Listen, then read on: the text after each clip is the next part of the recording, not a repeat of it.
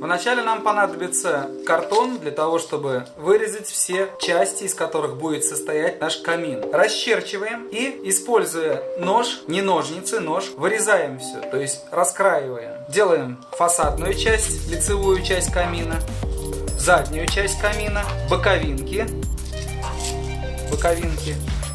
верх, низ камина и ступени. У нас будет вот такая вот конструкция с нависанием такого вот карниза. Это же будет каминная полка. Будет приблизительно вот так выглядеть, чтобы потом на этот камин что-то поставить. Ну а декорировать и раскрашивать будем чуть позже. Еще нам понадобится клей-пистолет для быстрого монтажа и, естественно, клеевые палочки, которые сюда вставляются. Все детали у нас готовы. Прежде чем склеивать всю эту конструкцию клеем-пистолетом, нам нужно все детали обклеить белой бумагой. Вырезаем вот такую выкройку, которую сейчас будем оборачивать наш камин. Мажем клеем.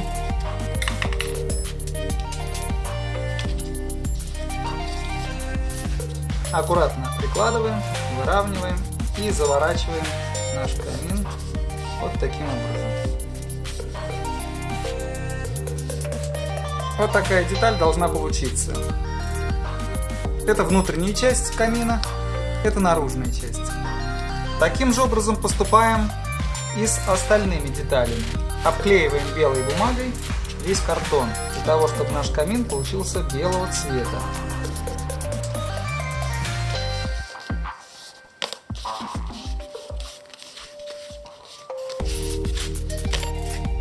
Вот таким образом получается следующая плита. Прижимаем хорошенько.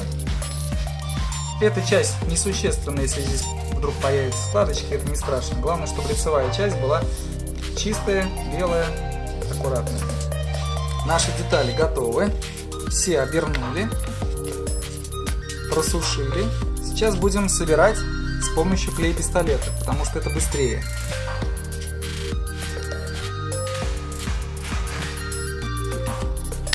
Не мажьте слишком густо, достаточно тоненькой полосочки, чтобы схватился клей.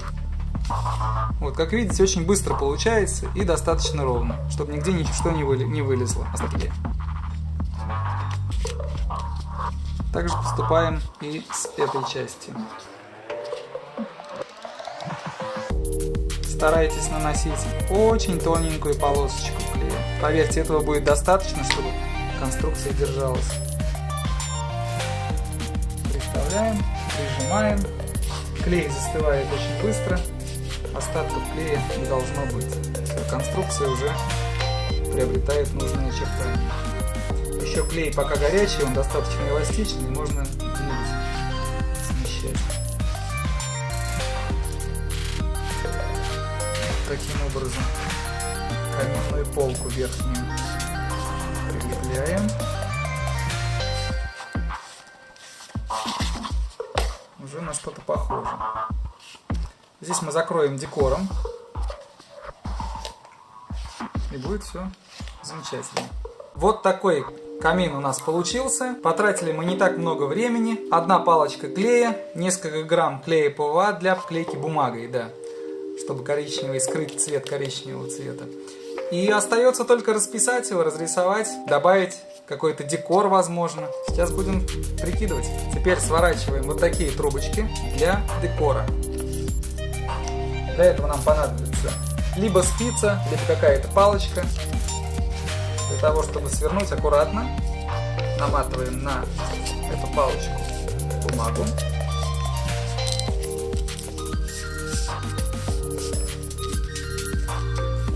И делаем такие движения. Как видите, у нас получается одного диаметра трубочки бумажные. Склеиваем, мажем клеем. Опять берем эту палочку и делаем те же самые движения для того, чтобы диаметр трубочки был одинаковый. И вынимаем трубочку. у нас еще вот такая трубочка получилась. Мажем клеем и вклеиваем палочки сюда. Смотрим, что получилось. Сравниваем, чтобы было симметрично, и приклеиваем еще одну палочку сюда. Вот так вот выглядит наш камин.